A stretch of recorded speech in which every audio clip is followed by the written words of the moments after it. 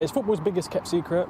It's a cycle of toxic masculinity because as an adult, once you've been through it, you want to bury it as much as you can. For years after he was released from Fulham Academy, Max couldn't bear to watch football. His body was so wrecked, a kickabout with friends was a distant dream. He had been among the country's most talented young players. As a youth international for Wales, he starred alongside Gareth Bale and Aaron Ramsey.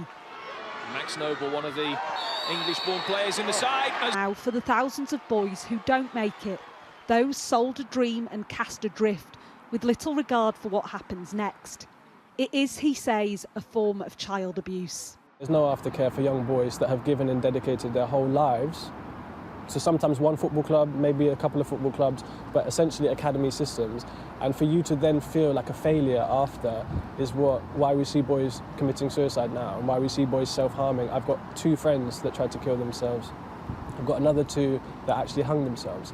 These are boys who went to football academies? Yeah, different clubs. I think just 3 different clubs in South London. So it's a massive issue in football. Max was signed by Fulham aged 15, encouraged by the club to quit school before taking his GCSEs.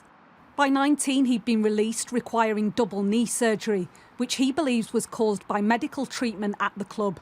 At 16, I'm getting injections in my knees. At 16 years old, getting painkillers given to me daily. I've got stories of my friends who would go out with 4 or 5 strappings on their legs just to train. How many injections you had in your knees? So many. I mean, 10, 15 over the course of a couple of years.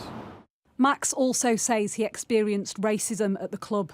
We were told that we had bad attitudes, which I think is another massive issue in football, is that how all young black boys are labelled with bad attitudes. So there were 7 or 8 black boys in the team. We're all from different parts of London, all from different backgrounds, completely different families. And we were told that because we've got such bad attitudes and we don't listen and we don't want to learn, that we can't eat in the canteen. So we can't eat the food in the canteen, we have to eat in the changing room. So they gave us sandwiches.